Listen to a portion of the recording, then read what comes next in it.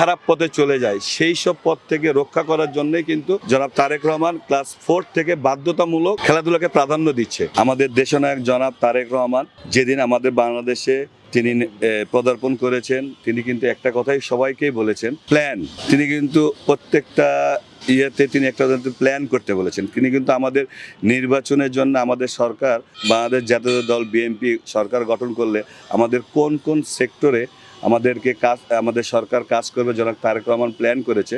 তার ভিতরে কিন্তু আমাদের স্পোর্টস আছে, যে স্পোর্টসে তিনি আমাদের একটা পরিকল্পনা করেছেন, একটা প্ল্যান করেছেন, যে প্ল্যানটা আমাদের মাধ্যমে আমাদের যে ক্রীড়া সেক্টরের জন্য অত্যন্ত গুরুত্বপূর্ণ।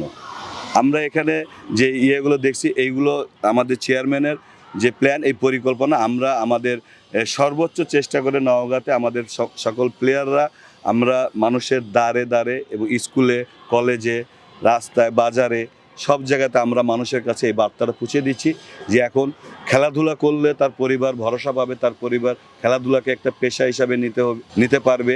কোনো রকমে ভয় নাই যে খেলাধুলা করলেই যে সেই ছেলেটার ভবিষ্যৎ সামনের দিকে যাবে না, এটা ভয় করার কোনো কারণ নেই। জনাব তারেক রহমান আমাদেরকে যে পরিকল্পনা, যে প্ল্যান করে দিয়েছে, এখানে যে পরিকল্পনা করেছে, এখানেই কিন্তু আমাদের অনেক ছেলে মেয়েদের কর্মসংস্থান হবে। এখানে আমাদের স্পোর্টস ভিলেজ হবে, এখানে আমাদের ইনডোর স্টেডিয়াম হবে, এখানে প্রত্যেকটা উপজেলায় ক্রীড়া শিক্ষক, ক্রীড়া প্রশিক্ষক নিয়োগ হবে।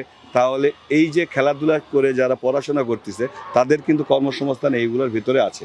তা আমরা যে পরিকল্পনা আমাদের চেয়ারম্যান করেছে, এর আগে এইভাবে কখনো আমরা কোনো দলের নেতা মানে প্রধান চেয়ারম্যান কেউ এই ধরনের পরিকল্পনা করে নাই।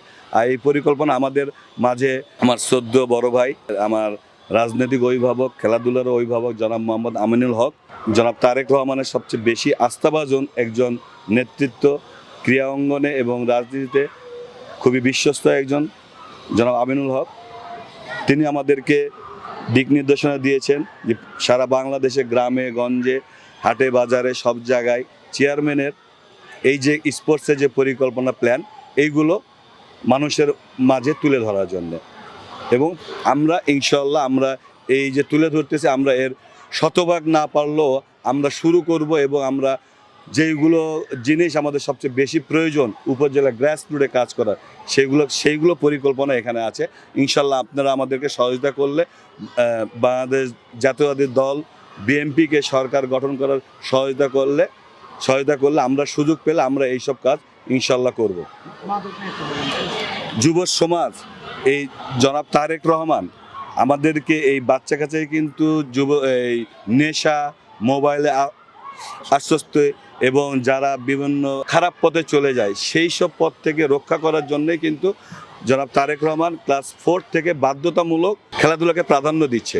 এখানে একটা পরিবার, একটা ছেলে স্কুল শেষ করে হয়তো মোবাইলে আসক্ত হয়ে যায়, আজকে স্কুল শেষ করে হয়তো বিভিন্ন ধরনের আড্ডাতে চলে যায়, বাবা মা কন্ট্রোল করতে পারে না। কিন্তু যখনই স্কুলে একটা খেলাধুলার ইয়ে থাকবে, তখন কিন্তু একটা খেলাধুলার জন্য একটা ক্লাস টাইম থাকবে, তখন বাচ্চা কাচ্চা কিন্তু পড়াশোনার পাশাপাশি ক্লাস টাইমে খেলাধুলা নিয়ে তারা থাকবে। তখন কিন্তু আর বাচ্চা কাচ্চা কিন্তু আর ওই নেশাতে যাবে না, আজে বাজে কোনো মোবাইল গেমসেও যাবে না। এই জন্য জনাব তারেক রহমান কিন্তু এই পরিকল্পনা করেছে যে স্কুলে ছেলে মেয়েদেরকে বাধ্যতামূলক খেলাধুলা করলে সেখানে একটা সুস্থ বাচ্চা বড় হবে।